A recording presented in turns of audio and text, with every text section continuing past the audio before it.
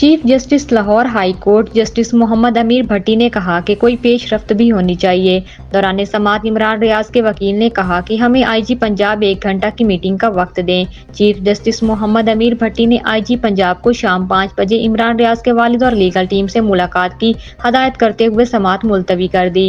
خیال رہے کہ عدالت نے عمران ریاض خان کی بازیابی کے لیے مہلت دے رکھی ہے۔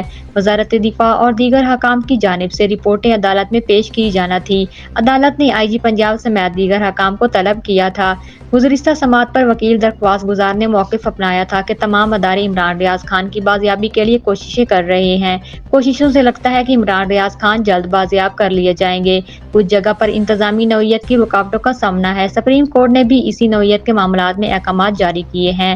لاہور ہائی کورٹ نے آئی جی پنجاب کو معروف اینکر عمران ریاض کو بازیاب کرانے کے لیے 13 دنوں کی مہلت دے دی ہے۔